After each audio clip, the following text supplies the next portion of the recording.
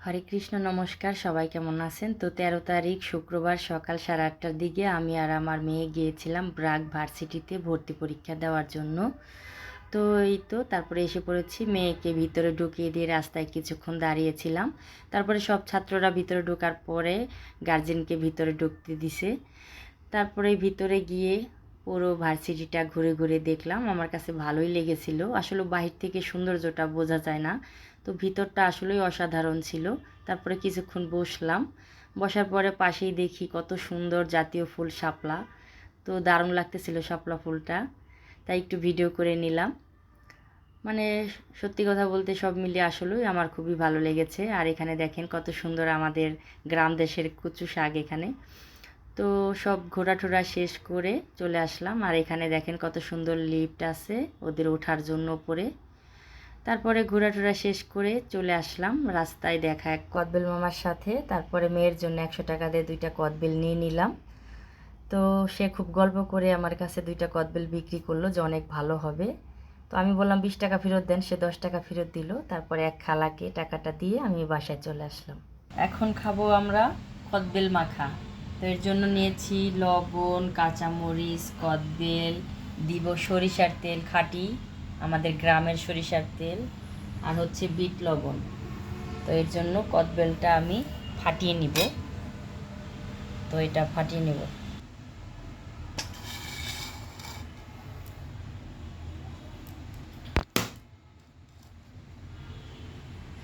কি অবস্থা, বেটা তো ফাজিল, ফটকা বেটা।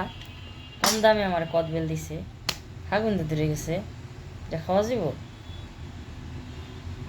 দেখছেন কত খারাপের খারাপ। 100 টাকায় আমার চলে।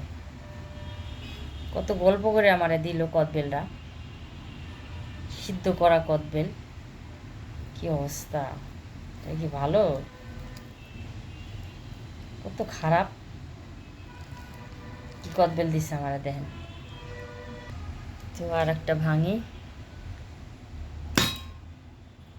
এ হে নিশু, খুব খারাপ অবস্থা। এটার কি অবস্থা হয়েছে আমি তো বুঝতেছি না। এটা কিসের জন্য রুমে গেল? সে না বললো অনেক ভালো। তো একদিনে কি কদবেল পচে যায়? বুঝতেছি না তো কিভাবে খাবো এটা।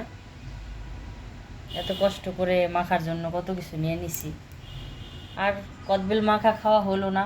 এখন আর কি করব, কাঁচামরিচ খাই বিট লবণ দিয়ে। এই যে বিট লবণ, এখন কাঁচামরিচ খাইতে হইব। এত শখের কদবেল, সেটাও পচা। তারপরে দেখেন কি করলাম, অবশেষে সব ফেলে দিলাম। ফেলে দিয়ে মাঝখানের একটু অংশ নিয়ে নিলাম, কারণ মেয়ে বলতেছে মা দেখো ভিতরে ভালো আছে নাকি। তো বাহির দিয়ে ফাকুন্দা ধরে গেছে, মানে বাহিরের চারটা, আর ভিতরে একটুখানি ভালো ছিল। আর এটা তো সিদ্ধ করা ছিল, সাদা ছিল। তারপরে আমি এটাকে দেখেন বিট লবণ, লবণ সব কিছু দিলাম, বেশি করে চিনি দিলাম। তো তারপরে মনে হচ্ছিল যে খাওয়া যাবে, তো সবাইকে নিমন্ত্রণ দিয়ে দিলাম পচা কদবেল খাওয়ার। চলে আসেন দিদির বাসায়। তো ভিতরে একটু ভালো ছিল আর কি, আর বাহির দিয়ে একদম ফাকুন্দা ধরে শক্ত, ভিতরে একটু একটু নরম ছিল। তো আমি কদবেলটা একটু হাত দিয়ে খাই, আমার চামচ দিয়ে খেলে ভালো লাগবে না। তো আমি হাত দিয়েই তো মেখেছি, এখন হাত দিয়েই খাবো। তো আমি খাই, আপনারা খাবার শব্দটা শোনেন।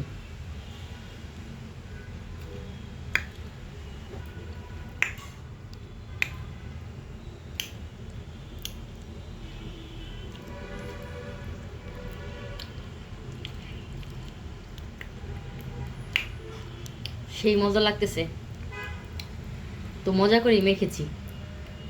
আর যেভাবে পচা দেখেছিলাম মনে করছিলাম যে খেতেই পারবো না, না ভালোই লাগতেছে। তারপরে কদবেল খাচ্ছিলাম।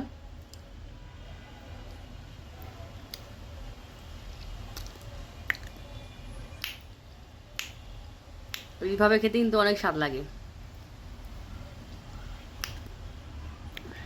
ভিতরে গন্ধ হয় নাই, কিন্তু বাহির দিয়ে মানে ফাকুন্দা ধরে গেছে, ফাঙ্গাস পড়ে গেছে। তো যাই হোক,